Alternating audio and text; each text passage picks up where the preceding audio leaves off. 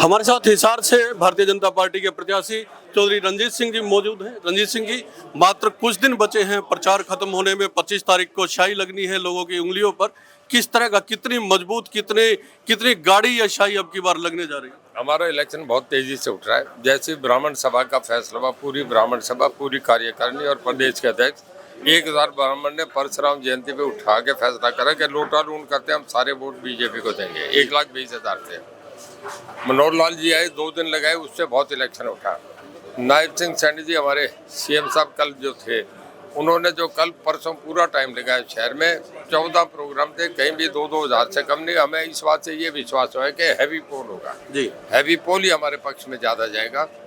जितने हमारे साथी हैं, चाहे वो विनोद ब्याना है, डॉक्टर कमल गुप्ता है, कुलदीप बिश्नोई है, भव्य बिश्नोई है, रणबीर गंगवा है, आपके छतरपाल हैं, मतलब हर आदमी जी जान से लगा हुआ है। इलेक्शन को गारंटियों का इलेक्शन बना दिया है। मोदी कह रहे हैं कि उनकी गारंटी जो है वो काम कर रही है। इधर से कांग्रेस पार्टी की ओर से अलग अलग गारंटियां दी जा रही है। करोड़ों लोगों को लखपति बनाने की बात की जा रही है। क्या गारंटियों का प्रभाव पड़ रहा है?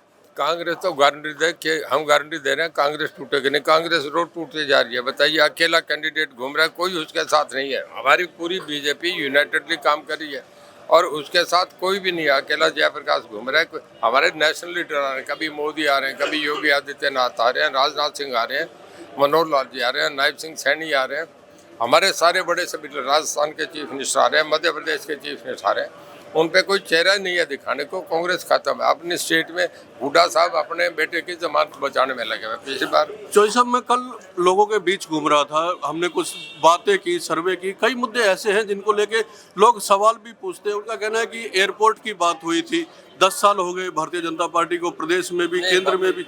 12, 13, 14 जुलाई को एयर शो हो रहा है, जो कभी फ्रांस होता था, कभी जर्मनी में होता, तो वो हमारे हो रहा है। तो सब कल कुलदीप बिश्नोई का एक बड़ा बयान है। उन्होंने कहा कि मुकाबला अगर उनको उतारा जाता तो एक तरफा होता। आप कह रहे हैं कि मुकाबला भारतीय जनता पार्टी और कांग्रेस के बीच में ही है, एक तरफा नहीं लग रहा क्या?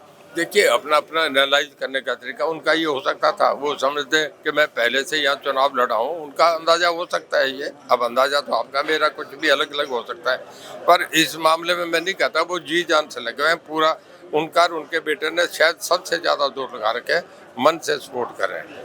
हिसार को वीरों की भूमि माना जाता है। अग्निवीर का बड़ा मुद्दा है, किसानों का मुद्दा है। जब आप लोगों के बीच जाते हैं, कई सवाल भी लोगों ने आपसे पूछे। आप समझाने में कामयाब हो रही है बीजेपी, क्योंकि अलग अलग हलकों में अलग अलग लोगों से सवाल पूछे जा रहे हैं, खासकर बीजेपी जेजेपी नेताओं। अग्निवीर का मुद्दा कहीं नहीं आ रहा, किसानों का मुद्दा आया। उसपे 1-2 लोग आते हैं जो कि पेड़ आदमी हैं, कहीं भी नहीं। सब जगह ट्रैक्टर से जुलूस नहीं करना। कोई मुद्दा नहीं है, कोई यहाँ मुद्दे नहीं है। कोई मुद्दा ऐसा नहीं है जो भारतीय जनता पार्टी ना समझा सके। और बड़ी बात कहा है कि इस बार मुकाबला है नहीं, एक तरफा जीत का दावा कर रहे हैं रंजीत सिंह चौटाला।